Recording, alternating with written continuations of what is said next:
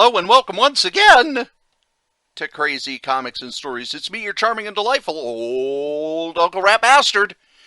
And at the other end of the series of tubes and wires we call the internets is no one. That's right, no one. We started to record Monday, but the recording kind of fell apart. Yeah, sometimes things don't work out as planned. But here's the cool thing. Yeah, believe it or not, kittens and caboodles, we planned for this. We want to make sure that you get a podcast every Monday morning. So we have recorded a fill-in. That's right, a podcast that's been sitting in the can waiting for this exact moment. Okay, not for this exact moment, for a exact moment. It's been waiting for a time when we can't record. Now, this was recorded at the Holiday Geek Thingamabob Fest, whatever, that we did back in December. It's myself, your charming and delightful old Uncle Rat Bastard, Joe, KRAY-Z Writer, and our friend Butch. And we were sitting around talking, and I said, well, heck with it. Let's record an extra podcast. Maybe we'll need it at some point. And 3 months later, we did. So now I guess we have to record another fill-in podcast. But it means that you, our beloved listeners, get to have a brand new KRAY-Z Comics and Stories recorded live. Partner, the beginning of the audio is really bad because there were a lot of people there and there was a chorus singing somewhere and Joe was stuffing his face with stuff and wouldn't get near the microphone. But it's a good episode. You'll enjoy it. So here you go. Well, one of the things we're doing, we're going to be smart for once. Since when? Since now. We are going to do a fill-in podcast. This is a podcast that we're going to do that's kind of timeless. This is the this right here, right now. You're talking like this fill-in fruit pie I got for you. See? Too bad we didn't have video up. You could have seen just how fast. Artificial. Why okay. Right here. That just goes to the room service. Okay. Well, tell them I'll be home at noon. So what we're doing, we're at the Geek Expo, and we're going to be doing a fill-in podcast so that if Joe gets sick or Cory has something to do with his life. She's a bird. Cory never has anything to do, so. But anyway, we're going to have this podcast in the can so that every Monday. Sit down, Butch. I got to go to the can. There was just a red level hair alert. Butch is with us. Every Monday, you guys get a podcast because we care about you, the listener. We care more about this. We just thought I'd come and do some color commentary. Kind of rips through me. Oh, yeah. Yeah, another great Vince Russo idea. It was a fill-in bit. Hawk falls off the top of the Titantron. 2 weeks later, he's fine. The inventory story. All right.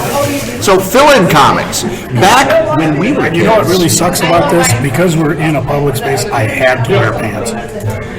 Thank God. Some of you had to wear pants. That's right, Butch is wearing shorts. Yes. It's December.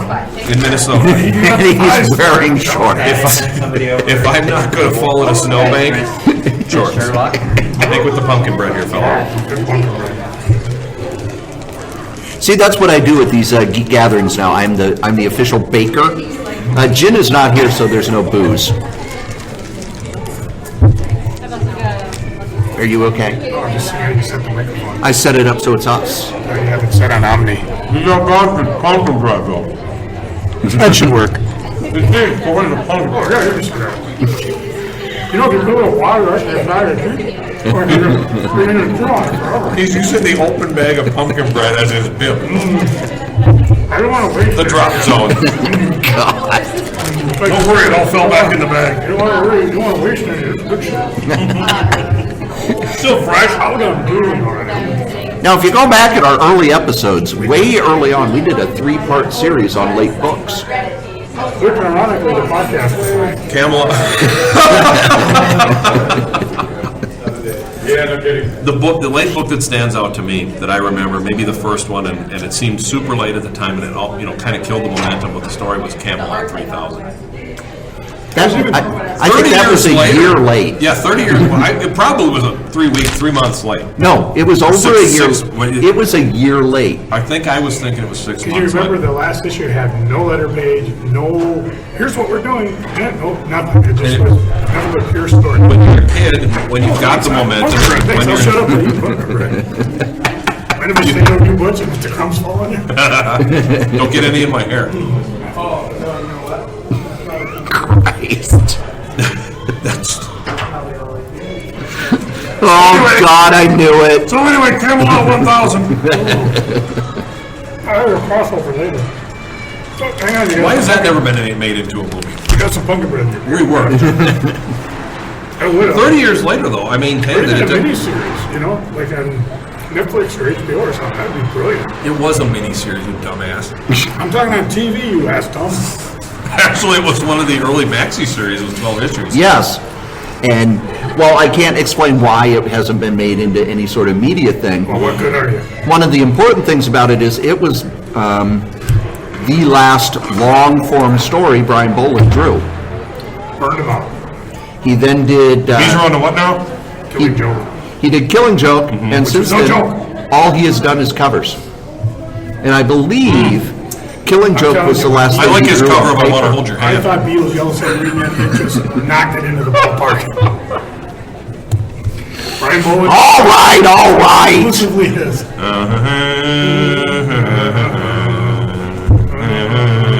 See what I have to deal with. Into the mic now. Mike. Big Mike's not here, ironically. How did he start working at the shop? That's another podcast. Well, it's all in that issue of Crazy Rider. Ooh, you got a cool screensaver. That's what you get. I gave you a Hostess fruit pie with artificial, genuine lemon filling. You're paying the price, Strode. So Ball and Brian hasn't drawn any long-form story since then? And since Killing Joke, he has not drawn anything on paper other than sketches at conventions. And if you've seen one of Brian Boland's convention sketches, $100 for a head sketch that's about, I don't know, less than the size of an index card. Shit, I'd do it for $50. Where'd you get that many Indians?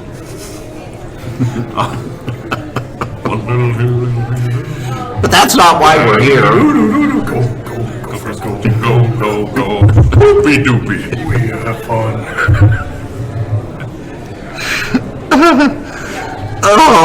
I'm begging the Corey's pardon. And you see why we beg Corey not to edit the podcast, and he takes out the good stuff. That's all gonna be gone. He cuts all this stuff out and just sends it to us. Well, that's for the 300th episode. In a big So we garbage should bag. show or something. Garbage bag is right. You get your guts, you stick them all up in a shopping bag, and you bring them to the ring. Speaking of Rick, I got a garbage bag full of pumpkin bread. That's Sick of this pumpkin bread. God, please. Kill me now. Joe's like Homer inhaling donuts. More. You know, we're going to run out of pumpkin bread, so I should have made more. Back in the 70s, he said, desperately trying to get us back on track. Camelot 3000 took place 1,000 years in the future. Yes, When did it take place? in the year 3000. Wow. How did I not put that together? So back in the 70s, That's because they had 70s technology in Camelot 3000. Marvel was having a problem with getting books done on time. Part of it was because, Stan Lee left. well, Jack Kirby was with DC. Jack Kirby could draw anything. I honestly, when you said late books, I just went and derailed into late books. part of it was because Marvel upped Andy. Allie. their production and were putting out tons and tons of comics. That's weird, eh? And the other reason was because the people who were on the books were kind of told, well, the book is yours until sales fall apart. So anarchy is the best way to put it.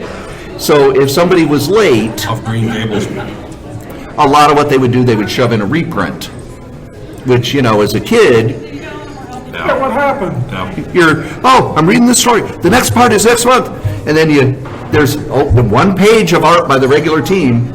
saying, hey, remember that time when... I know we're all about to be killed by the Taskmaster, but do you remember that time when we went to Saudi Arabia? Sometimes it worked, because that was one of the fill-ins that I remember, Doctor Strange 3, where he was off on his big quest on some weird beast, and they had him... He was talking to the hookah-smoking caterpillar. No, not during that. It was after Was the that. Doctor Strange 3 the name of his team? No, that was the Defenders. No, that was the Warriors 3. Well done. Thank you. So he ended up... Fantastic. As he was flying, thinking about this confrontation he was coming to, he remembered back, and then they broke into the Steve Ditko time when he met Nightmare. And then at the end, they kind of segue back to the present day, which worked because, you know, yeah, it was a fill-in issue, but it still, it wasn't so jarring as, oh my God, the last time we saw Spider-Man, he was hanging over a cliff with Aunt May in his hand, and Dr. Octopus ready to crush his skull, and then boom, next issue they're reprinted. Can you imagine if they'd done that with the old serial cliffhangers? We don't get it done in time. Here's a flashback. You know, I didn't bring cereal, but I did happen to bring Oh, yeah? some Yeah, ramen, it's gonna so I got Okay. my, I got my lunch Lunchtime. ready. Ah, What? chicken flavored. I wanted beef. Forget it.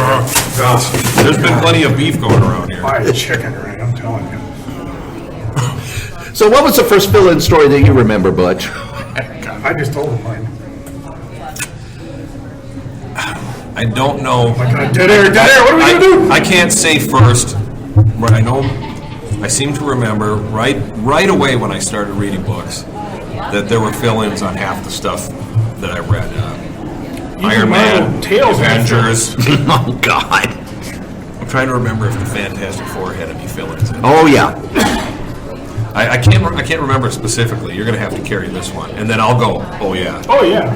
Well, there was the story yeah. where there was The Reed Doctor Strange 3 were Reed Richards, the Brute. the Brute. Yep. And Reed this Richards is right from in Counter Earth. right in the time when I was starting to read that stuff. Yeah. And there was the cover of The Thing and Thundra and Tigra with this robot, and the Yes. military's there, and Yes. they're like, "No, you're not taking this robot from us." And you open it up, and it's a reprint of some Fantastic Four one-shot story from the '60s, It was on.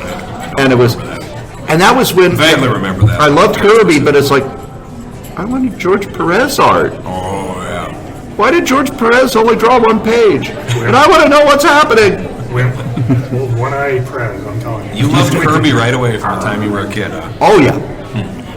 Well, the second comic I bought was World's Greatest Comics, number 59, What's great as Kirby's. Wasn't it great? which was Fantastic Four reprinting the Microverse story where the Silver Surfer went into the Microverse to hide from Galactus. Didn't work. And I go back and I read that, and it's like, well, no wonder I was hooked. This is amazing. Never Right left. on. Yeah. That was a quick one. That stuff looked old to me when I was a kid. This stuff is as old as I am. 7. These comics are ancient. They're almost 5 years old. Paper's just falling apart, and it's a reprint. This comic's 5 years old. See, the first fill-in I remember, I was reading The Avengers, and they had started this long story which had the Squadron Sinister, Very exciting stuff. and Hawkeye was trapped in the past with Yes. Marvel's Western heroes fighting Kang. Yes. Bang. And again, well-illustrated George Perez stuff. Yep. Yes. And all of a sudden, here's this story, this Perez. two-part story by Tony Isabella and Don Heck. And I've said it before as a kid, I was like, I didn't like Don Heck's art. What was the story? The Assassin. That's right. It's Yes. a two-part story. I think that was before Perez, I think. Nope, Perez started wasn't? with issue 141. Okay. And the fill-in was 145 and 46. So there. Don't never argue with the Strode. The Strode knows way too much. Have some pumpkin bread. I've been CM Punk'd. Bread. Corey Broad. And it's one of those where I read them, but I was angry as I was reading it. This isn't the story that I wanted to read, and I just don't like it. Which one was the Beast reprint from Amazing Adventures? Oh, I was in God. there too. I was writing the 140s, I think. That might have been before I started reading. I started reading with 141. This might have been like 146. Was it No, was it in 146 or 130s? 47. It might have been in the 130s. But then they're building up to Avengers 150, right? I'll go do my research now, Pancho. Which is Austin Bunker. They're building up to Avengers 150, which is going to be the unveiling of the new Avengers team. That's right. And 150. and they're arguing. Epic. Beautiful cover. Epic came later. They're discussing.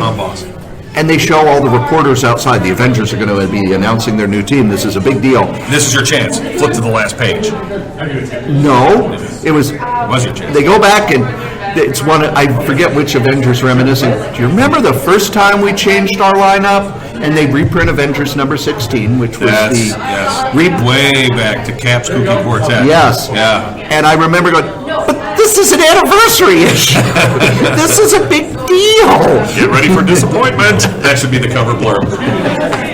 And they always Will be when I get said, home. because of the dreaded deadline doom. Boys blaming Doom. That was a reprint, okay? Yeah. That's one thing, but the one I'm curious about, and I'm sure you've read about this, and I don't recall that I've read anything about this. Where were these inventory stories compiled? Because it's one thing to have a reprint. That's done. It's ready to go. Who said, all right, listen, I want you to do a 16-page story about the thing going to the breakfast, and then they pull that out of a drawer, and where did these come from? That was a Jim Shooter thing. When he came in as editor-in-chief, Really? one of his jobs was to get the books back on track. Get them, because Marvel was losing millions of dollars because of late books. If a book wasn't ready, not only were there reprints, but there were books that missed their deadlines and stuff like that. The printer had already said, all right, we're setting aside this time for this So it book was to a be printed. scheduling thing. So if the book wasn't ready, it's like, well, we get charged for it anyway. Right. And Marvel was losing a ton of money up until the Star Wars comic. And Roy Thomas has talked a lot in the past about how Marvel might have had to shut down in a year or two if Star Wars hadn't made millions of dollars. Yeah. Thank you, Lucas.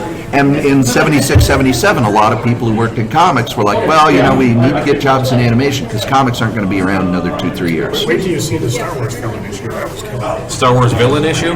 Oh, Wolfie! All villain fill-in. You guys All actually, villain fill-in. Hi, Wolf. hey, are you guys actually recording? Yes. Yes. Oh my God. We're talking fill-in comics. Oh, your everyday god, or? Oh yeah. Yeah, man. Villain. Can't you tell? I mean, it sticks out like that. Literally half of the entire podcasting crew is here in person. Literally half. Chin, we miss you. Of apparently the 8 of us. Hey, I can sing. Simply having wonderful Christmas time. Thanks for dating the podcast, Joe. Well, I'm telling you, I didn't think Star Wars 7 would flop like that. I just went into the Yellow Submarine, which dates it back to the, 80s? Yeah. Yeah. Yellow Submarine came out in the 80s, Yes, right? it did, yeah. Yes. Yes. The TV show. Wasn't that the... I'm talking about the TV show, not the lunchbox.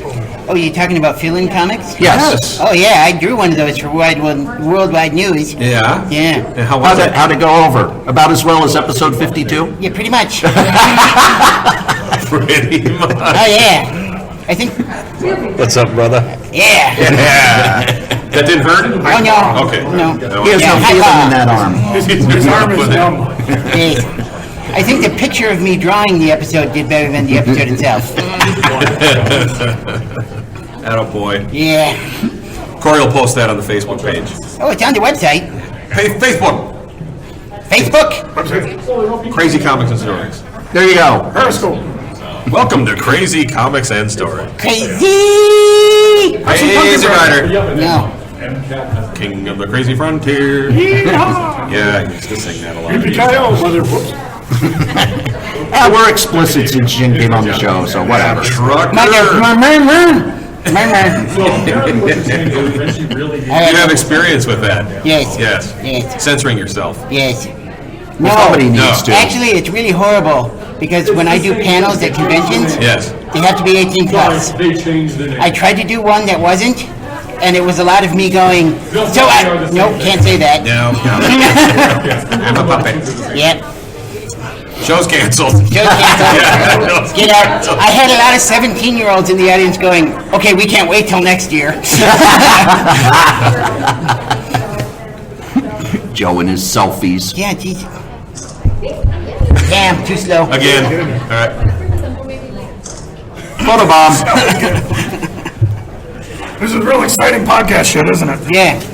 It's all about taking the selfies. All right. So what Jim Shooter did is he basically Wait, he's put... trying to get back on course? What the hell? Shooter, yeah. I know, that's destroyed. That's animal abuse. Sorry, that's not his mouth.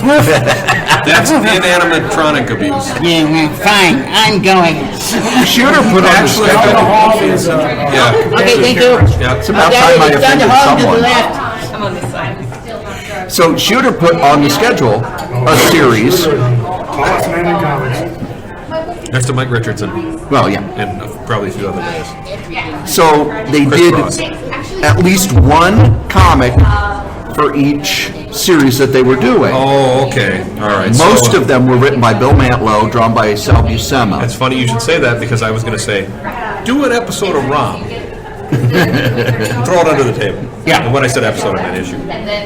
But if you go back, you look, Killraven had one by them. All sorts of books. The Killraven one I remember because when I brought all my Killravens, I just brought the whole series up to Don McGregor, and he's signing, and he's signing, and he's signing, and he takes out when he goes, Hold it. I ain't signing that. And he's signing and signing and signing. He should have wrote, I ain't signing. And I felt bad. It's like, oh, I'm sorry. No. He's over it. You McGregor didn't over it. But you don't have to. But one of the things it did, it was one of those things where it was good for the company, but it made the creators mad because, wait, that means I don't get paid that month. Yeah, you need to hit your deadline. If you don't hit your deadline, we got to put a book out whether you're ready or not. Your deadline.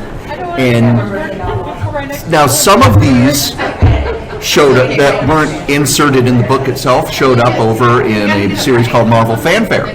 That's right. That's right. Were any of the like Marvel premiere and Marvel Spotlight stories? That's some No, because They weren't. those series went away by the time Shooter was in charge. And both of those books were kind of, okay, we're going to try this out and see if it sells. Yeah. Was I guess I during the Or- Throwback Saga, they had the one where all of a sudden out of the blue they're doing a Beast Wonder Man. Yes, that was a That fill-in was a story. villain? Okay. But it was So drawn even- by George Perez. Yep, even Shooter missed deadlines. Jim, I'm so disappointed in you. Oh, he's not listening to anything about comics anymore. Good for you.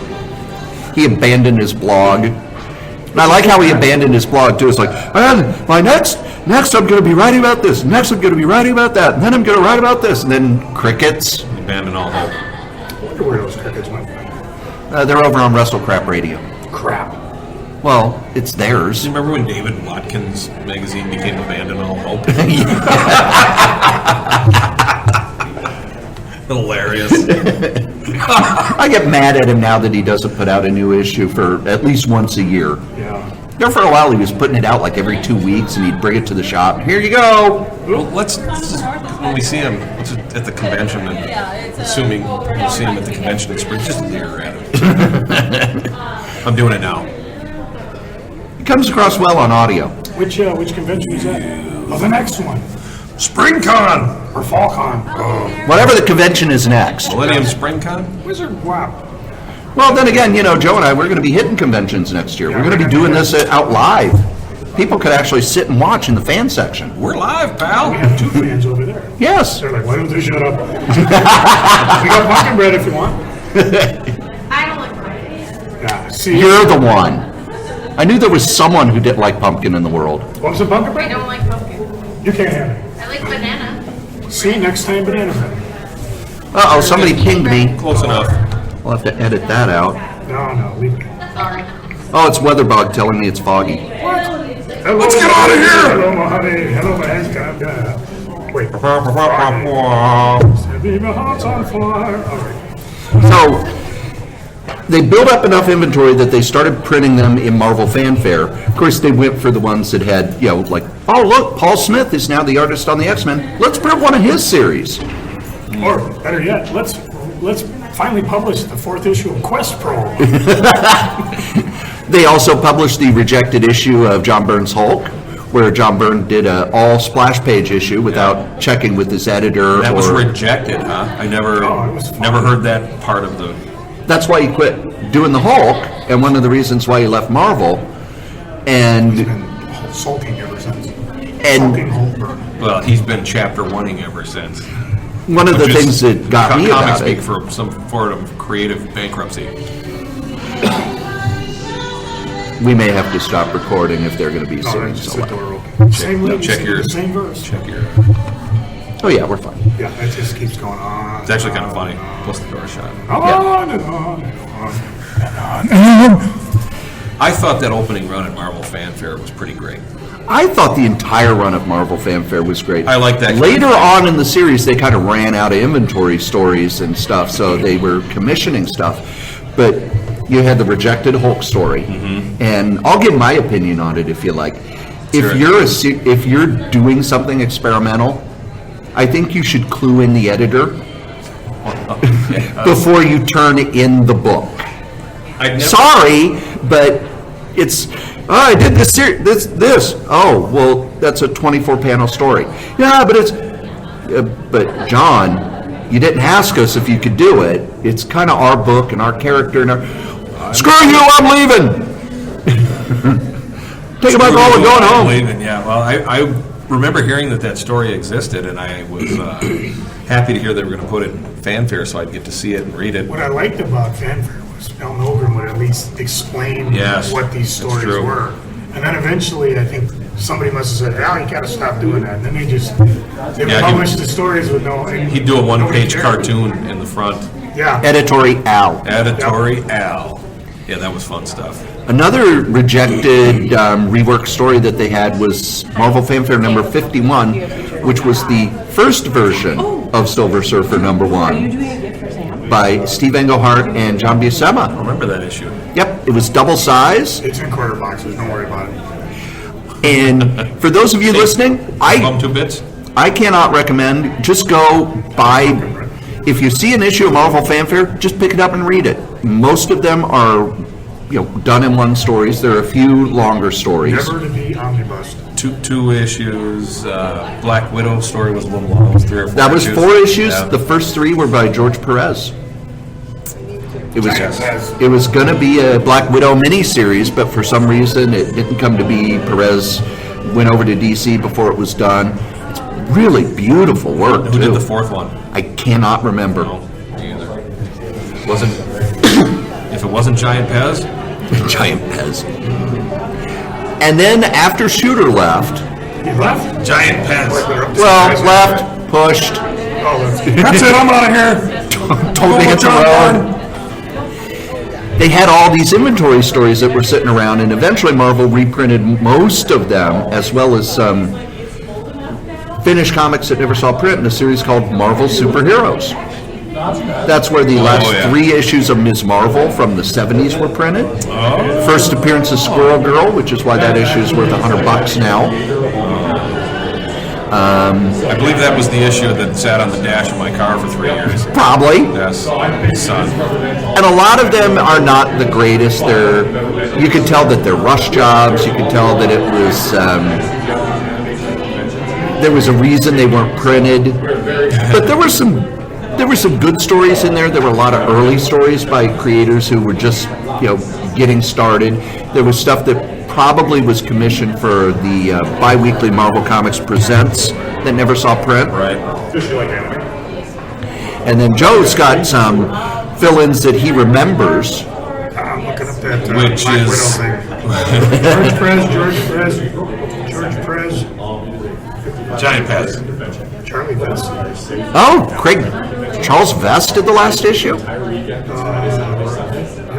Might be, or there might have been a second story in the back. It doesn't really. Yeah, there usually was. Yeah, these things are cheap. I mean, they're quarter box material. And they're all good. Brian Michael Bendis on his Tumblr account constantly talks about how he goes back to that series because you had artists who were, they knew that it was going to be on good paper. They knew it was a higher end series. So they really were putting in some of their best work. And they knew it had to be a one-shot story. I got more DVDs than you did. Oh, Box of diapers. I wonder what he's trying to tell us. He wiped you out. well, that's fine. You can have more DVDs than me. You have more time than me. It's like, Butch, I watched 4 episodes of Jessica Jones last night. Yeah, I watched Doctor Who, and that's all I had time for. Oh, and I recorded a podcast. So she likes to watch, would like to see that. Now is the time. The only film I remember. And if you guys don't behave, I'm going to spoil the ending of Doctor Who this season. Oh, wait, this isn't coming out for months. Daleks did it. Well, no, the Time Lords did it. They always do it. Phantom Lord. I'm going to have pumpkin bread. Well, I'm not going to spoil Jessica Jones. And they really don't do fill-in issues anymore because now comics are so creator-driven that they just don't have inventory stuff sitting around. Yeah, I was wondering what's the last fill-in issue that you remember anywhere across the Me board. was Alpha Flight 106, the famous North Star. Because there were 2 things about it. First of all, it caught everybody by surprise because it got news. I wasn't surprised. Oh, I thought it did. And Alpha Flight wasn't selling No, either. it wasn't. Like, nobody's paying attention. All of a sudden on the news, it's like, oh, what a major Marvel character is coming out as being gay. And you're like, hey, it's not a major Marvel superhero. But it's I'll tell you what, one thing about that issue, I was at the shop virtually every day. I do not have that issue. See, I it was gone. remember I calling couldn't get Dan it. Wednesday night because Comics Came on Thursday at the time. Yeah. I said, could you pull me one of these? And he said, well, we'll try. We got a lot of people asking about it. It just came out of the blue. Yeah. And then years later, we find out it was a fill-in issue, which again, at the time, who cared? And they had 3 inventory stories to choose from. This is the one they chose. It pretty much stunned Marvel editorial because they had no idea what was in it. And all of a sudden they're getting calls on it and press on it. And I believe they went into like clampdown mode. They just didn't say anything. And was it after that that they actually came out with the idea that, no, North Star wasn't gay, he was an actual fairy? No, that was before that. Oh, was it before that? Oh, good. That was a And what did he bad say? story. Because what it was, they were doing a story where he was sick. And the creator at the time was going to do kind of a Marvel version of AIDS.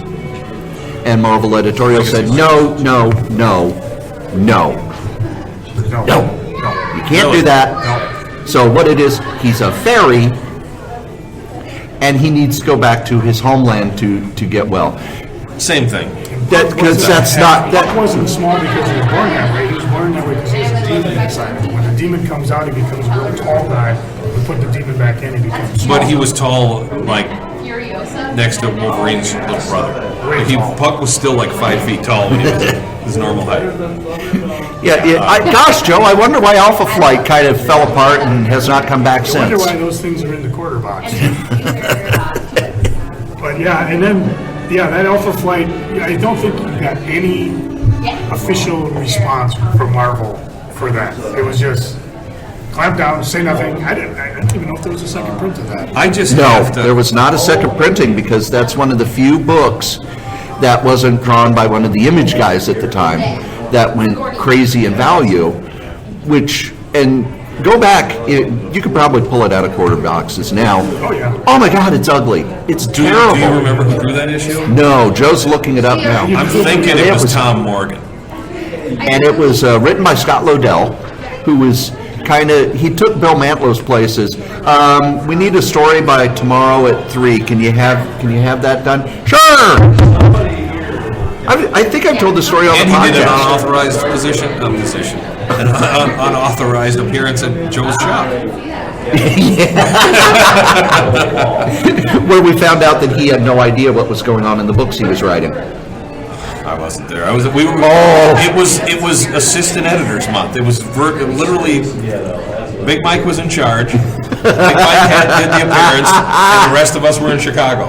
I was there But you were there, yes. because I never went to Chicago. You were an with you assistant guys. editor.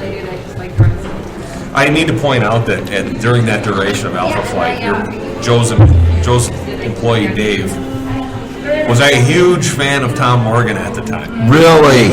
Yes, and it's just he was the only one. Yeah. Nobody else was coming in and raving about the art, but Dave just loved Tom Morgan's that's the Alpha thing. Flight. I don't know about the Alpha Flight, but he loved his art. As Joe would talk about in the shop, don't bash an artist or that, because everybody is somebody's favorite. Yep. There's somebody out there who likes early Rob Liefeld. I don't know who you are, and you're wrong. There's some decent work out of early Rob Liefeld. No, when he was being This was fun. inked by people who fixed his art, it had a lot of energy. I think when he- Carl Kessel came in and reworked his art for Hawk and Dove, I loved it. Kessel's great. Yeah. There was a Beast story, I think was in Marvel Comics Presents, that might have started with Rob and gone to Jay Lee or something. Yeah. And Rob did some nice work on some of those Beast drawings. And there were a lot of editors who later on said, you know, when we sat on Rob and made him redraw stuff so that it looked good and put good inkers on him, he had an energy and an excitement that other people didn't have. But he became such a big star, he could do whatever he wanted. Yeah. So he never really had to learn And like how to anyone, draw well. Yeah, he took the easy road. Yeah, I would say the Milwaukee's a lot more focused. You know what? But what were we talking about? We were talking about Camelot 3000. No, we were talking about the, How good this pumpkin bread is. we're going to go to A Tale from the Shop, Scott Lodell. Oh, yeah, well, Yeah, but I don't know. I told him. Big Mike knows. I told my side of it, yep. Scott Lodell was there for a convention, and he had a day where he didn't have anything to do. You know, I wouldn't swear to this, but I'm pretty sure I went to the shop and Big Mike said that was happening. Okay. I didn't know. Should I do it? And I was like, oh God, yeah, you should do it. I mean, not that I told him to do it, but I agreed. You know, I was like, oh God, you got to do it. And Joe wouldn't care, you know, or wouldn't mind. The only And, thing was is that we couldn't, you know, this was before social media.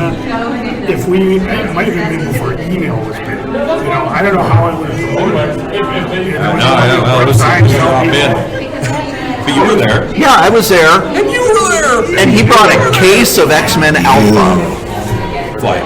No, X-Men Alpha, oh. which was the start of some crossover. Alpha bits? I bought it because Oh, at okay. the time, if you bought 300 of them, you got a free Marvel Demon sign, Oh, all right. which lasted in my window until it was like about a $200-300 piece.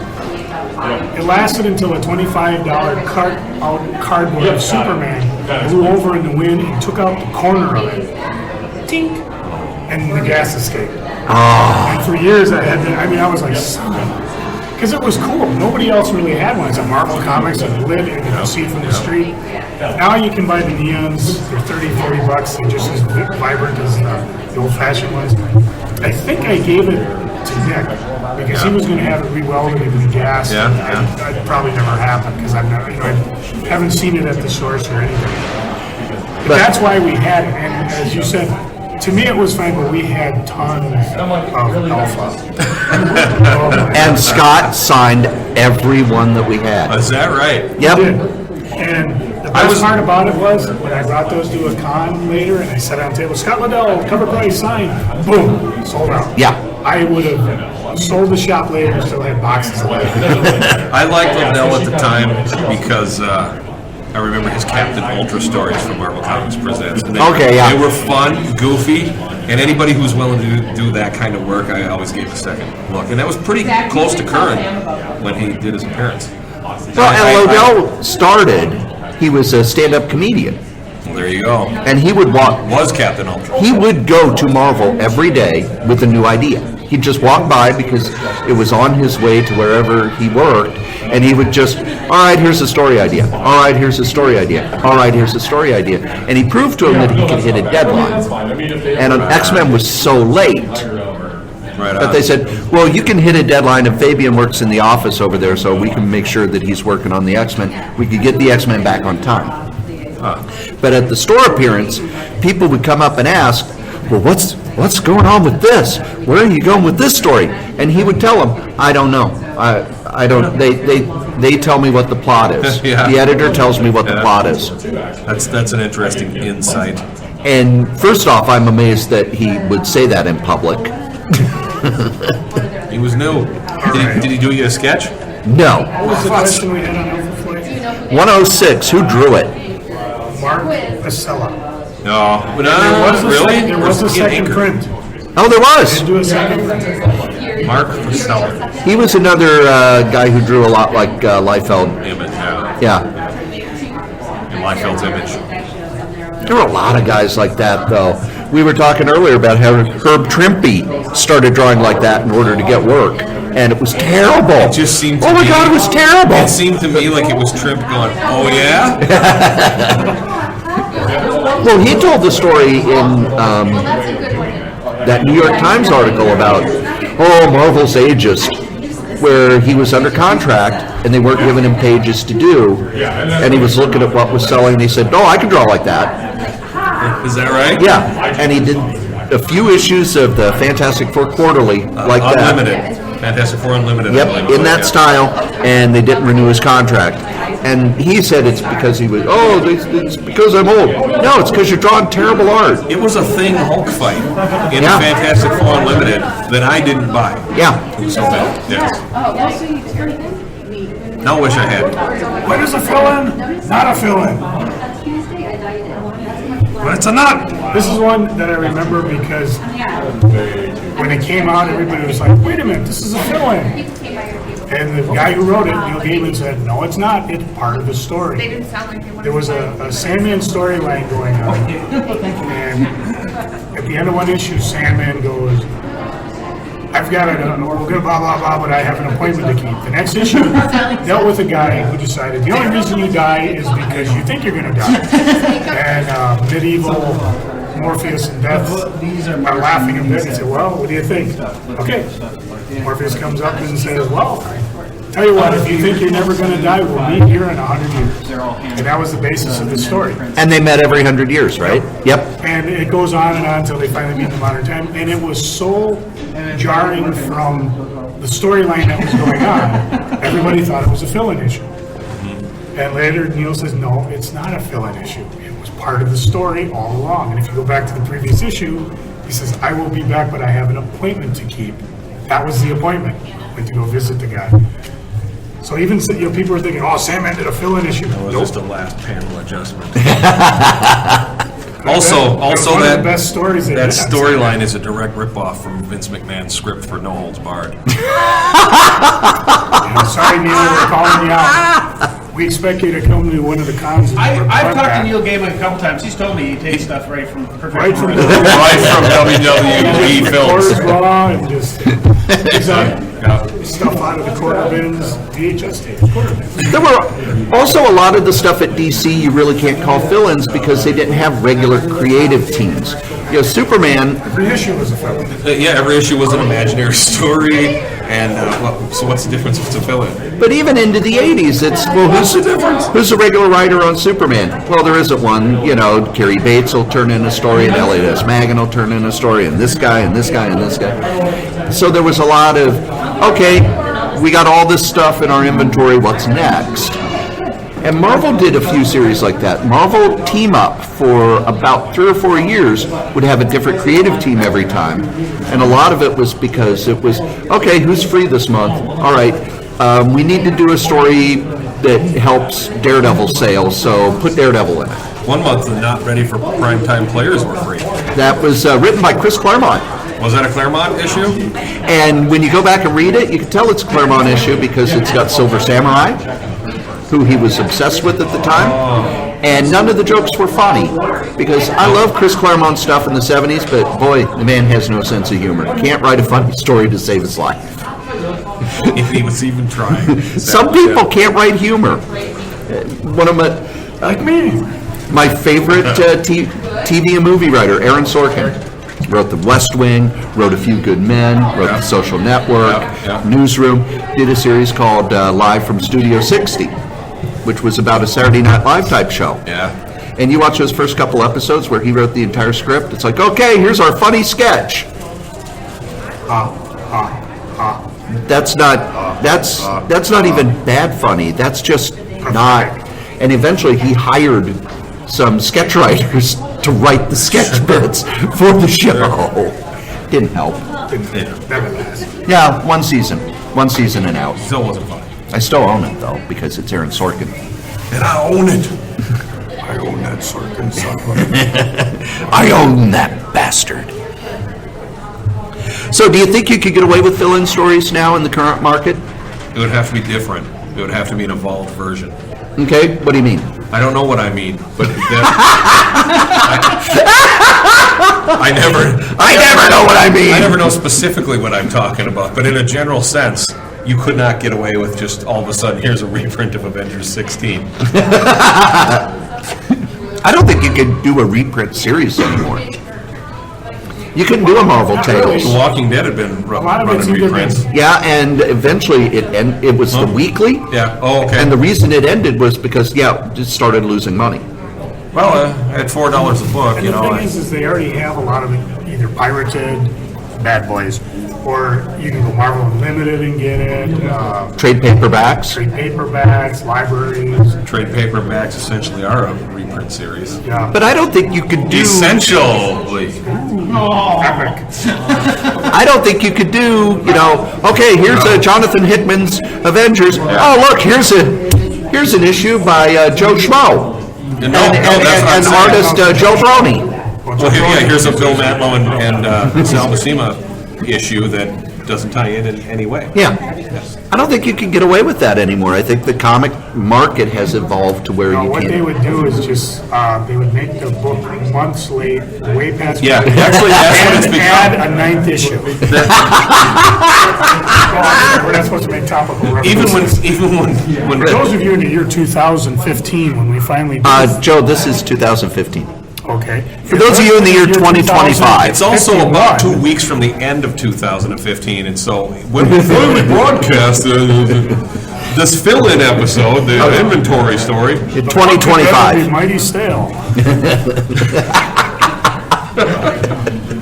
even when you first started talking about these inventory stories, I was thinking, and you were talking about how they lost money because it was scheduled with the printer and stuff, and Again, I'm not the expert, but I started thinking, well, that doesn't seem to be an issue any longer. They just print it when they're ready. Yeah. Yeah, so Although there's your DC, inventory story is an 8 weeks without a book. DC with the new 52, if you're late, they just replace you. Get out of here. I have seen Because it's the new 52. That's what the Yeah. new stands for. I can't tell you how many series it's like, okay, part 1 by this writer, part 2 by this writer, part 3 by this writer, part 4 by a different writer, part 5 by a different writer, and a different artist, and part 6 wraps up the story to somebody else. Boy, I can't wait to read that trade. I should have brought back issue 82. I was reading it, and they deal a lot about the event books, but they talk about the stuff like Invasion. Oh, McFarlane couldn't get the job done, so they had to bring in this new cat. Bart Sears. War of the Gods, that entire terrible thing there. And I remember I heard the rumor Nice. at the time that the artist left. And what happened was the artist on the original few books went and joined the military because it would pay more than drawing this book.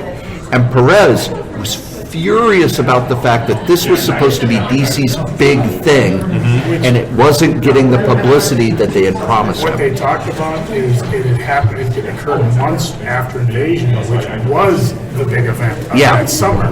It kind of sucked in everything. And I talked about it before. The books were horrendously late, but if you stack up all the parts and read them in order, it's a pretty good story. Yeah, you often say that. But they didn't come out that way. Or what was worse is if you were reading, what was one I called, In the Lobo. Armageddon 2001, Oh, don't even do that one. 'Cause they covered that too. But it was, which actually was in 1991. Yes. the following year. And what they did is it was like you'd be reading Lobo and then all of a sudden, part 5 of War of the Gods. That book had nothing to do with the Lobo you were reading, had nothing to do with the Lobo next month. No, it was a And fill-in as far issue. as you know, you didn't even Very say, effectively. hey, we're going to be a War of the Gods crossover. Come and do this. One of the themes I keep reading as I'm reading through back issue is that a lot of the editors did not get on board, did not want to do it. Everybody had their own little fight. There was nobody up top cracking the whip. Have you guys ever talked about that on the show? How all these big events get shoehorned into the series? that was Because what it a lot of- always sounds like there's a lot of complaints. That was what a lot of the complaints were.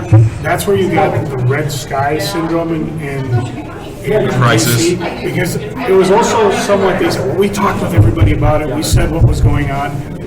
But Well, in they that, didn't want to do it, and then when they saw Crisis was so big, that was the only way they could shoehorn it in, was by making Skies Red. yeah, They show the letter from the editors, or from whoever way up high, telling all it the was book Giordano. that, okay, we have this big Crisis thing coming up in 2 years. We want you to put this character, the Monitor, in your books twice this year.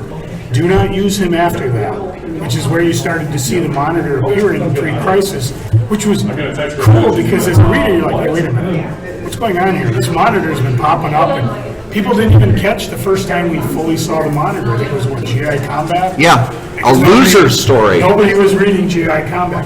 The fact that he was appearing in all the books was, and nowadays the internet would be all over it. Like, what is going on? But back then, people didn't put the thing together. But editors were furious that they had to do that. You're interrupting my stories by putting the editor.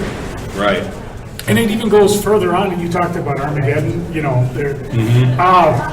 the story Jan Jurgen relates is that there was a 900 line that gave away the ending of Armageddon. Really? And that's why they changed it, and Dan talks about how they changed it, and I'm like, you know what?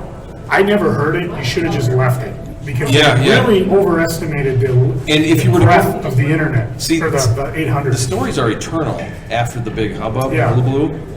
So if you were to go back and read it now, it might read well. Until you get to that point where it's like, wait a minute, no. Okay, but that's what they proved that Hank Hall wasn't the bad guy in this story. If they had left it, it might be a good It would have read. been fine.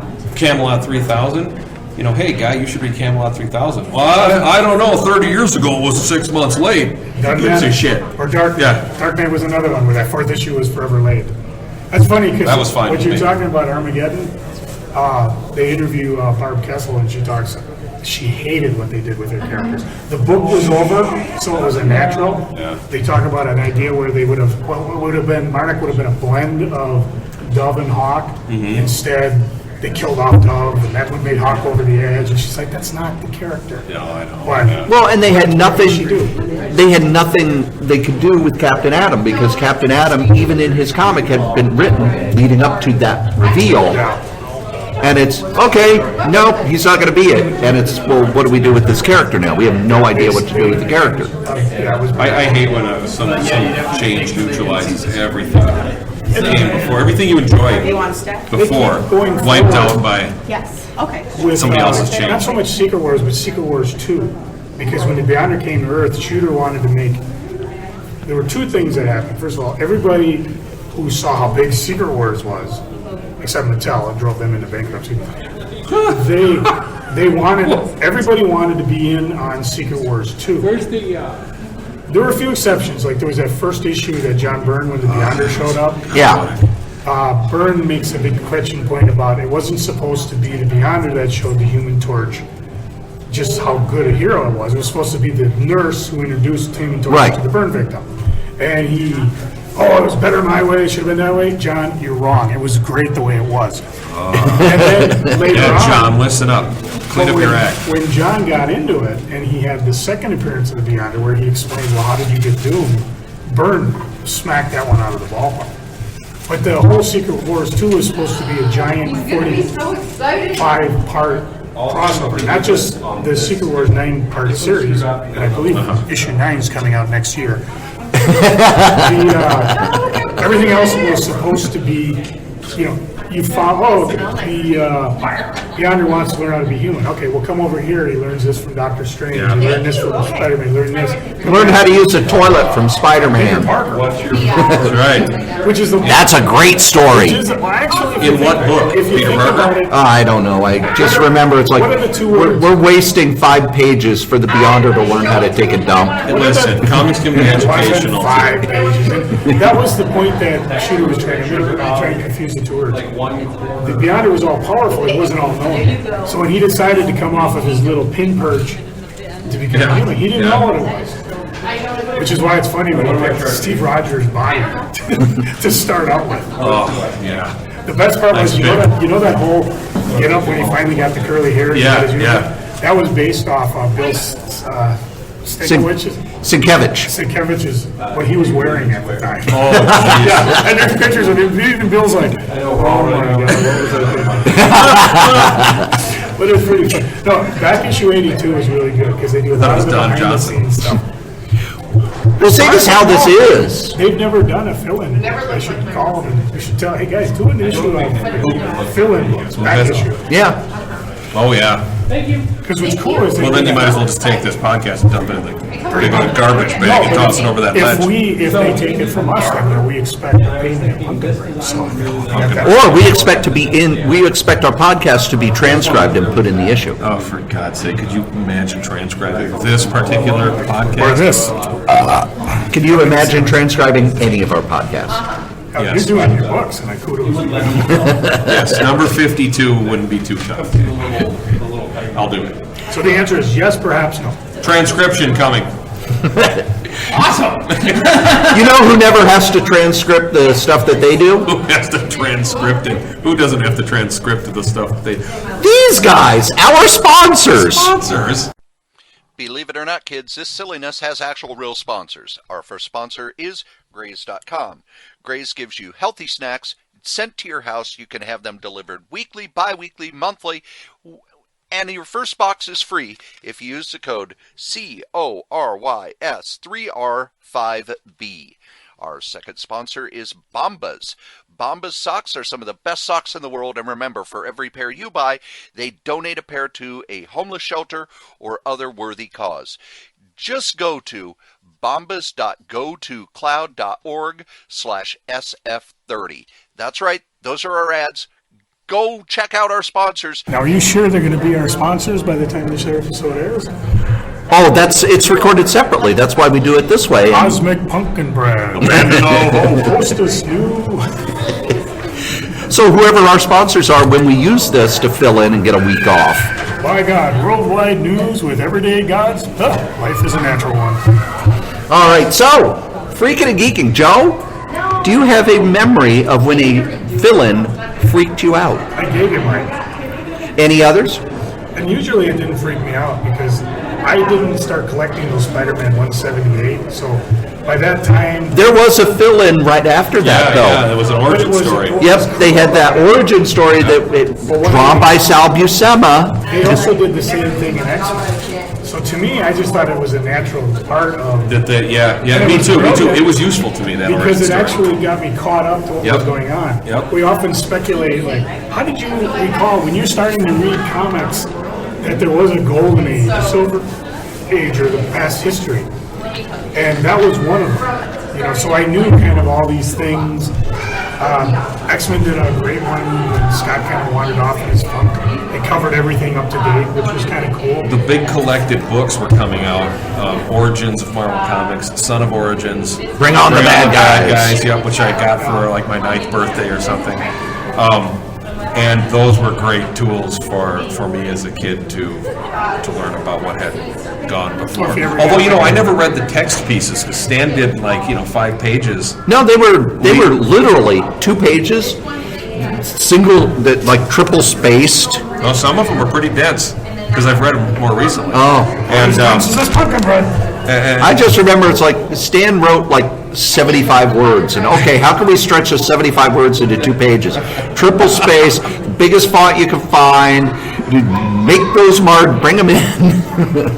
And these are Stan's stories. Yes. To me, fill-in issues. When I went and started picking up back issues. I thought we were talking about fillings. No, back issues. Fillings. Yeah, I got it. Yeah, okay. But I had a root canal, so I got my roots. Butch, how about you? Were there any fill-ins that freaked you out? Fillings that freaked me out. Oh, I didn't finish my freak out story. Yeah, I'll start thinking because I got nothing. No, what freaked me out is when I would go back, and I did this a lot with Marvel Mile High Comics. I would just say, okay, I'm going to buy Ms. Marvel. Started issue 1, and I'd start going forward, and then you'd hit that fill-in issue, and you're like, bang, bang! Why are we doing that?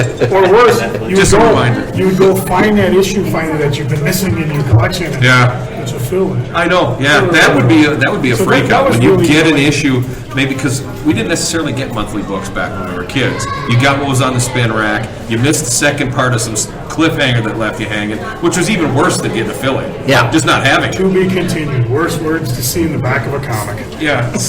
A year later, you go, hey, here's an issue I don't have, and you get home. Yeah. So that was really the only real freakouts I got. Butch, time's up. Man, I got nothing. Have some pumpkin bread then. No, that won't help. Then it won't hurt. I really do have nothing, but I seem to remember, on the line of what we were just saying, being a kid and having, like, let's say issue 174 of a book and 176 and going, what? It doesn't really seem like anything's missing. And then getting the missing issue and finding out it was a fill-in issue. And you had the whole story all along. And you wasted wasted money picking up a reprint of a I book you can't already have. specify. Because back then, the mentality was you gotta have every issue. So you had that issue. Yes, and another thing is also, like you just said, like with that Spider-Man fill-in issue, you just kind of assume that's the way it was. Oh, I mean, because it was- they could have done it was anything to me, and I was just like, pretty oh, well, this That is was how- the big thing. This is what happens. But recently I was reading some old Iron Mans, and I'm talking in the issue numbering, maybe in the 70s, and I was going, I've always wanted to read these. Cool covers, neat, right? So I read this issue, and I read that issue, and then I get to an issue, and I'm like, well, this has got nothing. This isn't it at all. And I'm pretty sure What the hell is I'm this pretty shit? sure a second issue followed that was a fill-in before getting back to, and it was right in the middle of Iron Man in space or something crazy like that. Iron Man Yeah, in and so it freaked me out a little, but not in any immediate sense, because it was easy to just to skip over until you got to where you were supposed to be.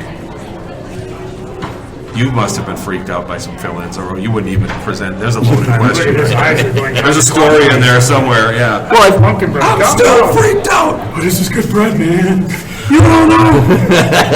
well, we talked about the Avengers ones that made me upset, but the one that made me just pig biting mad. Oh, there he is. And that's why he's a vegetarian now, because he's biting lots of pigs Right. back. No wonder it doesn't sit well with him. Pigs with a big bite. I was a huge X-Men fan.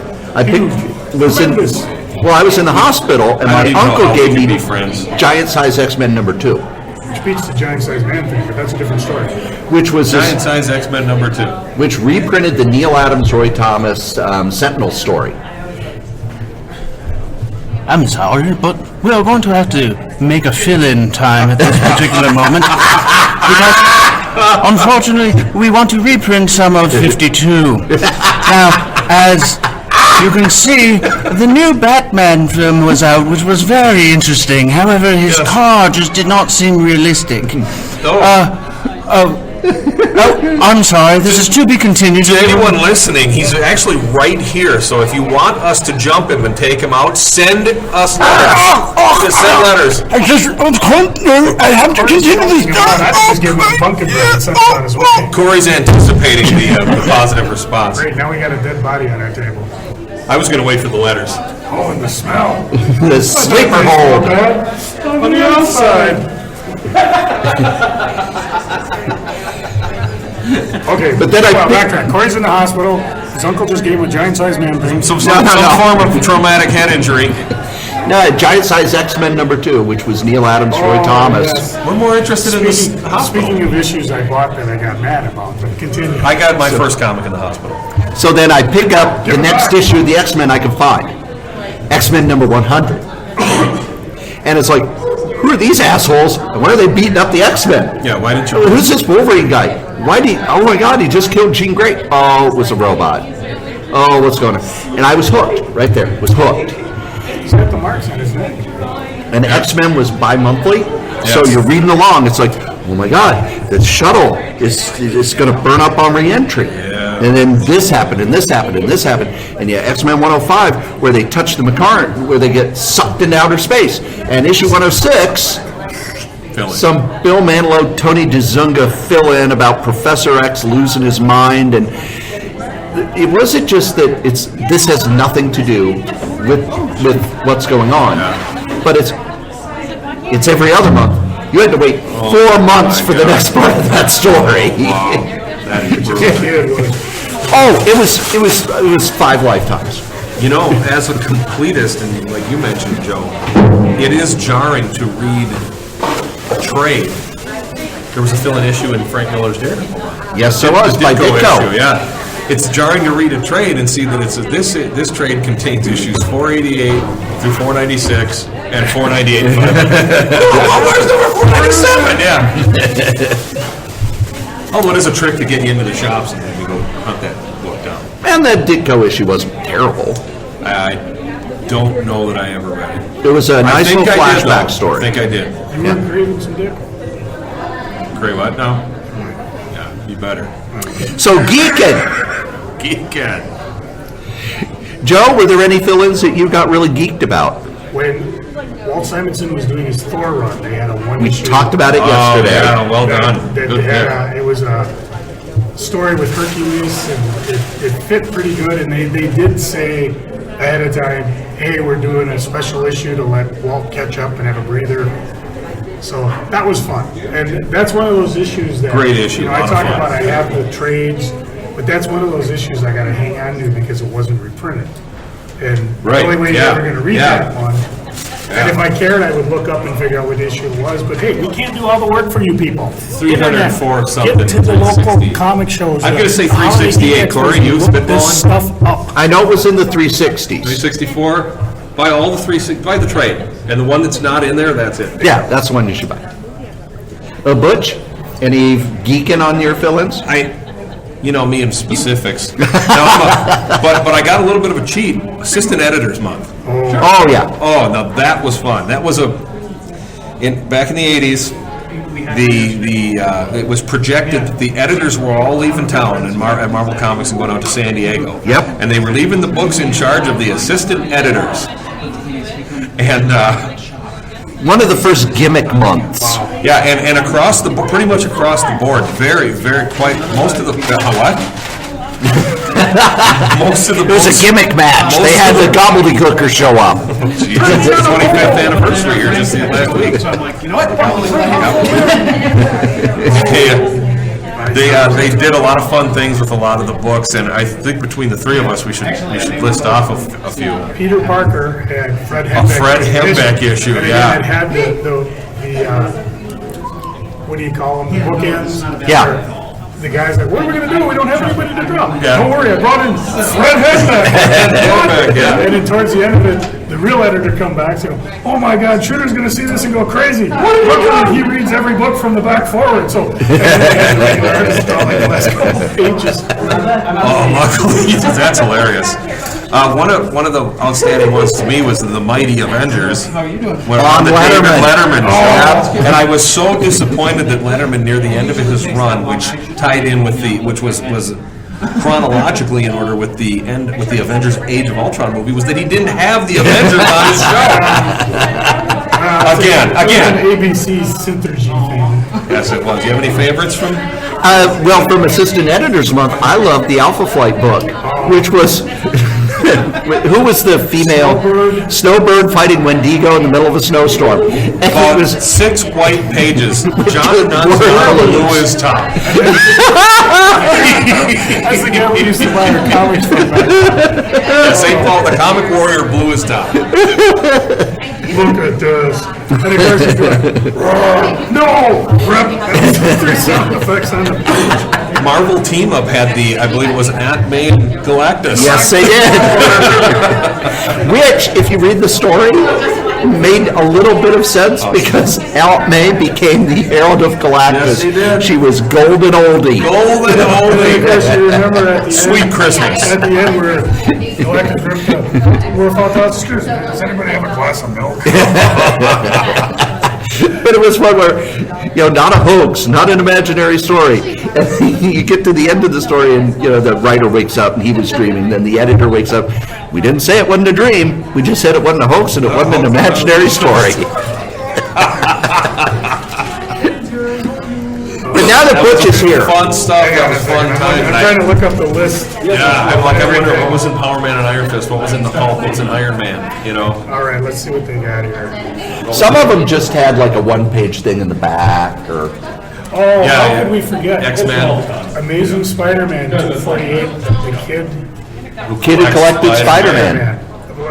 One of the few comic stories that made me cry. Really outstanding, yeah. Corey's crying right now.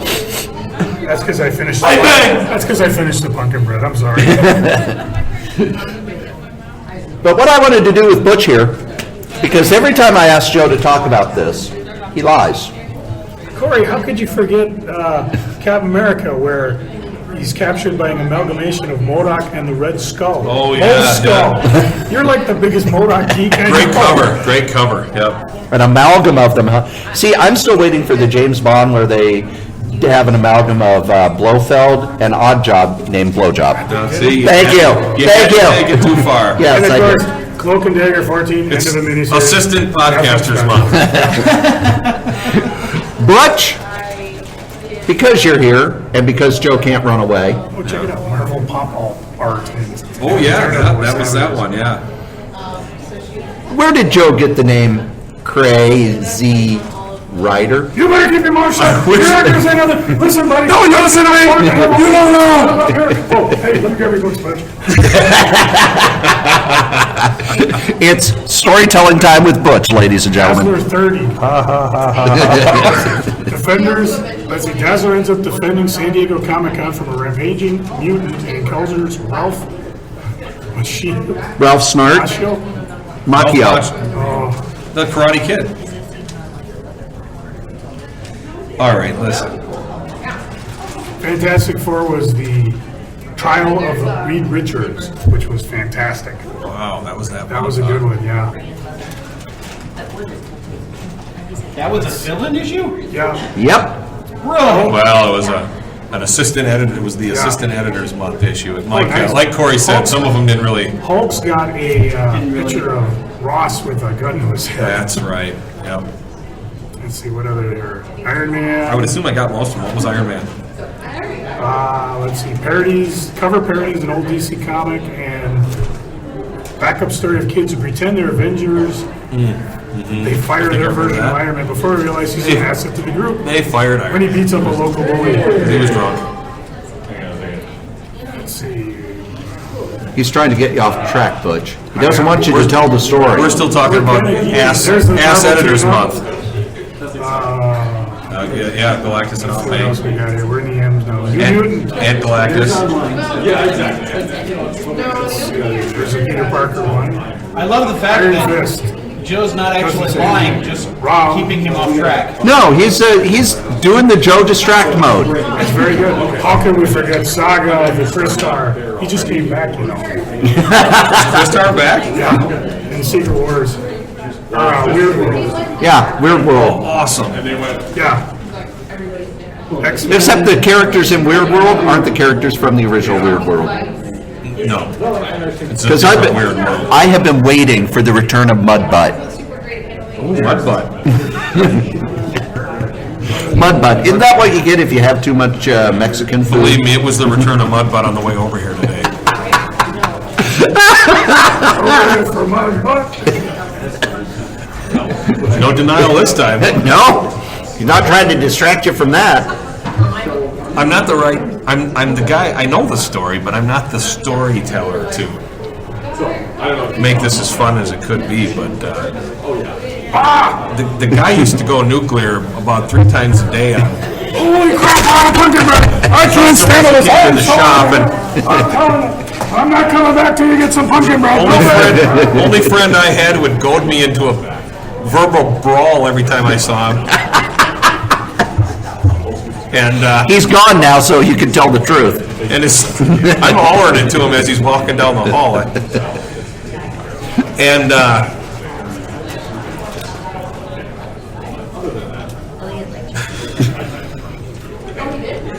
and his name is Ryder. And so I just took Easy Rider. Actually, it wasn't just that. It was because the guys, Jess, Dan, and I think we even have mentioned this before on the show, started doing cartoons about Joe and like faxing them back and forth between the shops while they were at work, between the two hot comics. And realizing this needed to be made into a mini comic at this point, and that it needed a name, I took Joe Ryder and Easy Rider and made KRAY-Z Rider. I mean, this stuff writes itself. Now, Joe has often said That's how he got the name. that he's always been a very calm person. Oh, for And that every time I say, you should talk about how you used to blow up the shop. Oh, I never did that. No. Joe's, so he's not here. So Butch, give us some classic examples. I can't remember them well enough, but The wall book you told yesterday was great. as Joe's saying this out of one side of the mouth, on the other side of his mouth, he'll tell a story where he was getting into it with somebody, and somebody else in the proximity said, "Man, I thought it was going to come to blows."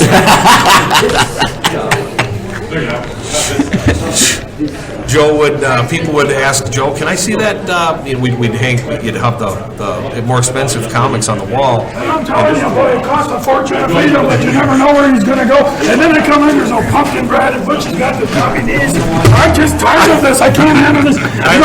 This place costs a fortune to feed me. Move your foot. I remember guys would walk in the shop looking for a philanthropist, and he would let him have it. I run a business, and I gotta do. How much do you need? And he'd send them out with $100. You can't say that in my store. I'm not a philanthropist. I'm an entrepreneur. One of Joe's famous. Say that. It's not. Well, maybe it's a little bit crazy. Don't say Palafra around me. Oh yeah, there was some word mispronunciation taken place. I like that Keith Griffith. The level up. Jeff Darrell is drawing that hard-boiled. Millar. That funk Millar. Millar. Hasn't been the same since you left Ronan. Someone would walk in and ask to see one of the wall bucks. Hey, can I see that? I don't know. Can you? You certainly may not. Which wasn't really combative. He one time he was arguing with a guy about a book on the wall.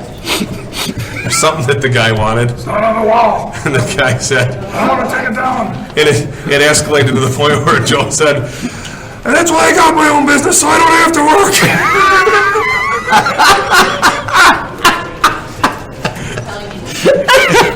He's here to work. You're trying to chase me off. I'm being gassed out. We're going to have to pause this. Oh, God. Somebody hit the pause button. A lot of those things he said would be met with, the people who weren't in the middle of an argument. Yeah. Down at the register downwind, and going. We don't look at each other. Out of context, it really sounded crazy.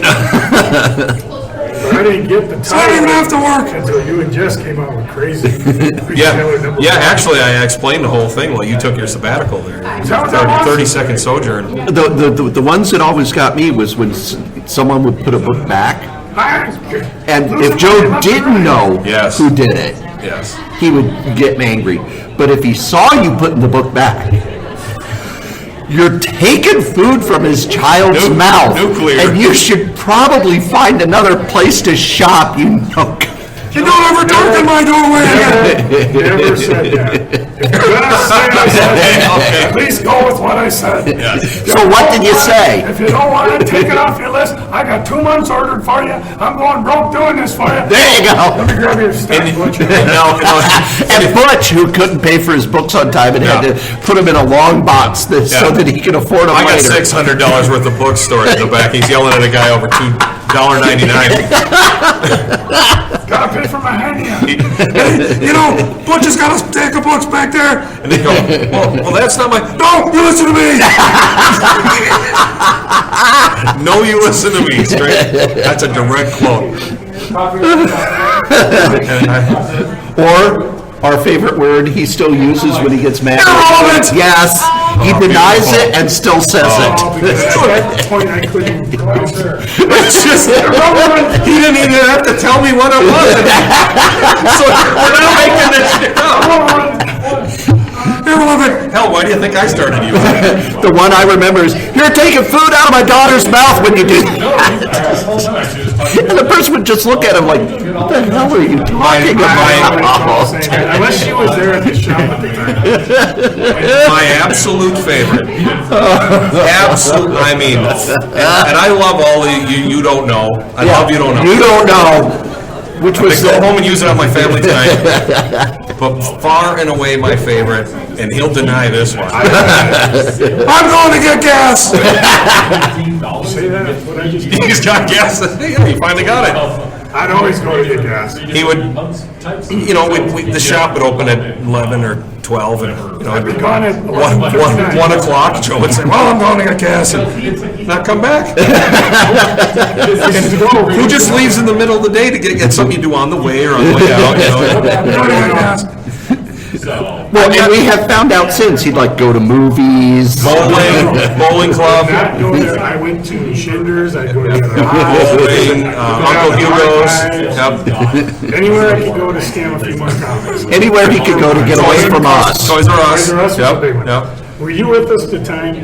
Bowling league. I went with. Going to get gas. Were you with us the time we went to Toys R Us? This is back when Toy Biz had the Marvel X-Men toys. And they had just come out, we were told, "Oh, they're at Toys R Us." So we went up there, and we basically raided the shelves. You're talking, if they had 5 X-Men figures, we took like 3. It'd be 1 for me, 1 for the shop, and 1 for whoever else was with me. Fucking had to hate the fucking And toys. Visa Meyer was with us. We came up to the counter, and the lady read us. "You guys can't be coming up here every time, taking all of our toys. I know you're going to resell them." And we had said nothing. Great. And then Visa Meyer behind me had equal amount of toys. "Oh, hi, Dan. Hi." Awesome. Melting in. I mean, she practically said, "Hey, let's go in the back room and take me." She was in the acceptance. She was in the acceptance stage of her dream. I was like, "How the hell did we get the ride?" And then the best part was, is after that, we stopped buying the toys at Toys R Us. You got anger, We just Dan went got to the acceptance. I know. What the Stages. See, I came along later when Suncoast Video was selling toys. Oh, yeah. And Suncoast's return policy was you could return within a certain number of certain number of days, and you had to have the receipt. But the receipt would just say toy. So what Joe would do is he would buy the stuff that was hot from them, bring it back to the shop. And because it didn't say which specific toy, it's like, well, I've got 4 of these left over and 3 of those left over. And he would take back that same number of toys. Wouldn't be the same toys. That was Target, not Suncoast. No, you did it at Suncoast, and I know, and I'll tell you why I know. You would go to Suncoast and take them back, and we had a customer who worked at Suncoast, who one day when I was watching the shop, I remember who that was. who said, corporate level, I think it wasn't the top corporate level, but it was like regional level. They know what Joe's doing, and they're trying to figure out a way to stop it. But none of them can figure out how to do it. They can't figure out how he's doing. They can't stop I it. could have been the only one doing that. Oh no! But because he was your customer. Do it with Suncoast because Suncoast had those removable stickers on their toys, which is why I never bought a lot of toys from Suncoast because you couldn't peel the sticker off in a way to say, okay, this is a toy I'm selling. You just, I bought this at Suncoast. Why the hell? I'm going to front Target. Yeah, because usually you'd buy a toy if it was $10, you put it at 20, but you couldn't get the $10 sticker off Suncoast because and that's why collectors didn't buy a lot of toys from them. Oh, yeah, sure. Because the sticker was permanently stuck on there somehow. All I know is Like that Shinger's quarter books. Yeah, put a 25-cent sticker on I it. think he's confusing me with the other Hot Boys. no, all I can tell you is that that's what the customer told me. Yeah, it wasn't me though. Oh, okay. Because, but like I said, I know we did that at Target. Not as much. The return. And the other toy story I have is not connected with Joe, believe it or not. Toy Story 3? That did that? Remember the old stand-up comics? They had that thing where they were in a warehouse over University in 280. Never went It was there. in a building because it wasn't like a comic store. It was just like a floor of this factory office building that they would come out to the comic shows and they'd have all the hot toys. What would happen is they had a network of people that would, okay, the brand new X-Men toys hit, get these figures. Yeah. And I remember they would talking run about into that. Dan and Brian who were out doing the same thing. But they knew, Dan and Brian knew, once they saw these guys, it was over. Because these guys, okay, you go northwest, you go northeast, you go here, you go there. And then you go to their little niche up there and you have all these toys. And then they retired millionaires. But they would turn around. And Actually, they're selling crack now. They would return the ones. Millionaires. No, what happened was there was a fire. It wasn't a fire, but like when the sprinkler system leaked on the upper floors. This building was 100 years old. Could you imagine 100 years worth of dust and crap and mice feces and stuff? The grandstand. Literally, yeah, this place basically destroyed their inventory. And I think the only Hope they had guy- insurance. There's maybe one guy left, the guy who does Batman at the show. That's why they did the Heroes for Home. That was for, what's his name, Bob Hope. Fig! Heroes Against Home. I got no Do that. Heroes Against Home. I got a toy story that had not a shop story. That's Rob Disney's name. Well,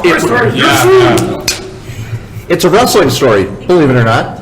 And I can't remember if it's Lance Storm, but it was somebody on that level Best toys. who needed a couple of figures for his kids. Yep. So he goes to the toy store and he buys these toys for his kids. And as they're rung up, he looks at the receipt and it's like Hulk Hogan figures. And he had in his contract that he gets a royalty. You know, it's WCW. He gets a royalty for each figure of his he sold. And he took it to the office Yeah. and showed him the receipt. And they, oh, it's obviously a mistake. He said, no, and I want an accounting of this, and I want it now, or you're going to talk to my lawyer. And according to the story he told, they gave him a huge amount of money to shut up about it. Really? And the next thing you know, he was mopping up at WWE New York. Well, no, the next thing you knew, WCW was out of business. Still WWF? Yes. WWF New York? WWE, What year did it change over to WWE? oh, I don't remember, but I know WCW went out of business in 2001. 1997? Going to be the main Hey, look, there's a piece of pie right on the floor. What's all mine? Well, believe it or not, kids, you've listened to us at the Holiday Geek Expo. And I deeply apologize. Rated with Corey Strode. And you've listened to us blather on about funny books for an hour and a half. Corey choked out what's his face. Terrible. The bug was under his body. Flat but good. Yep. So, as we say every week, kids, the comics we like the least, we still like better than the comics that you like the most. Joe? I gotta go get gas! Butch? So it's like December 6th of 2015. Thanks for breaking kayfabe, you bastard. Doodles. You do know I have the edit button, right? Play my music, boys.